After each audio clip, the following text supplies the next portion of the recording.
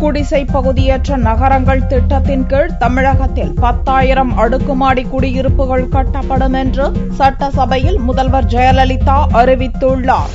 தமிழக முதல்வர் ஜெயலலிதா செவ்வாயன்று 110 விதியின் கீழ் சட்டசபையில் ஒரு அறிக்கை வாசித்தார். குடிசை பகுதிகளற்ற நகரங்களின் திட்டங்கள் கீழ் சென்னை மற்றும் இதர நகரங்களில் 825 கோடி ரூபாய் செலவில் 10,000 அடுக்குமாடி குடியிருப்புகள் கட்டப்படும் என்று அறிவித்தார். தொலைநோக்கு திட்டம் 2023 நிறைவேற்றும் முகத்தான் மைய மற்றும் மாநில அரசுகளின் குடிசை பகுதிகள் அற்ற நகரங்கள் திட்டத்தின் கீழ் முதற்கட்டமாக தமிழ்நாடு குடிசை பகுதி மாற்று வாரியத்தால் சென்னை மற்றும் இதர நகரங்களில் 825 கோடி ரூபாய் செலவில் 10,000 அடுக்குமாடி குடியிருப்புகள் கட்டப்படும் என்பதை மகிழ்ச்சியுடன் தெரிவித்துக் கொள்கிறேன். திருச்சி மாவட்டம் நாவல்பட்டில் திருச்சி புதுக்கோட்டை நெடுஞ்சாலை இணையும் பகுதியில் 1360 பல்வகை மனைகள் ஏற்படுத்தப்படும் என்றும் ஜெயலலிதா அறிவித்தார். திருச்சி மாவட்டம் நாவல்பட்டில் திருச்சி புதுக்கோட்டை நெடுஞ்சாலை இணையும் பகுதியில் அமைந்துள்ள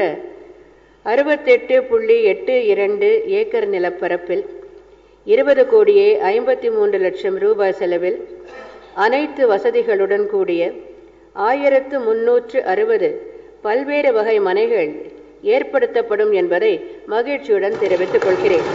இதில் பொருளாதாரத்தில் நலிவுற்ற பிரிவினருக்காக 690 மனைகளும், மத்திய வருவாய் பிரிவினருக்காக 475 மனைகளும், உயர் வருவாய் பிரிவினருக்காக 195 மனைகளும் உருவாக்கப்படும்.